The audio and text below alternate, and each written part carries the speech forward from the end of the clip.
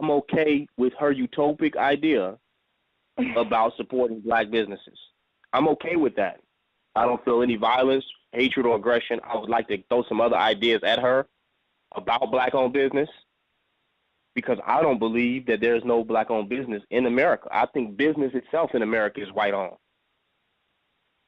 That's what I believe. You're using their dollar, their Federal Reserve note, and I think that business works more to the advantage of white people as a whole than it does to black people. While you can have some black millionaires and some people that become very successful within that arena, I just think the whole idea of capitalism and consumerism in America works more for white people, period. And that might have something to do with them being a larger portion of the population, and maybe not, because they globally they control the commerce of a large portion of the world. So I just don't think the whole thing of capitalism works for us.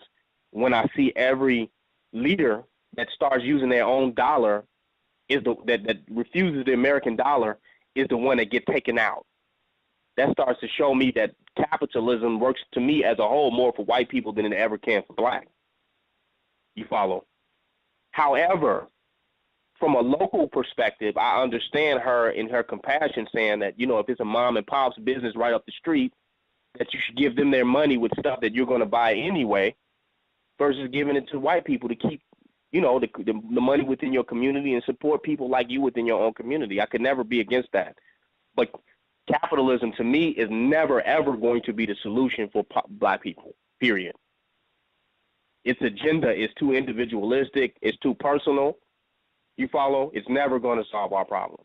But that doesn't mean that we should neglect to give to our own, and we give into the big businesses and the biggest tech corporations all day long.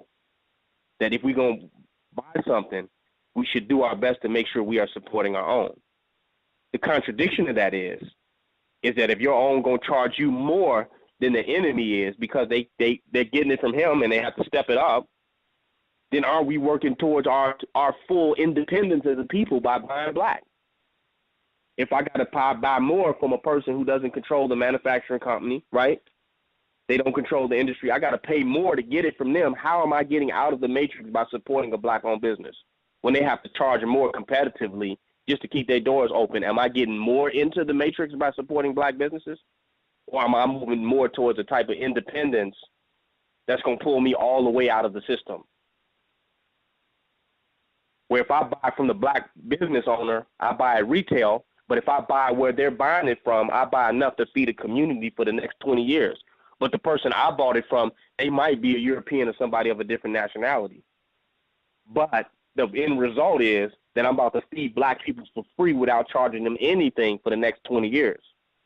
So will supporting black businesses really make us more self-sufficient and independent as a community?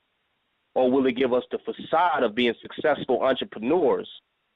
But in real time, we are really under the beast of white capitalism, with a few, black people who have had some type of wealth. You follow where I'm going with that?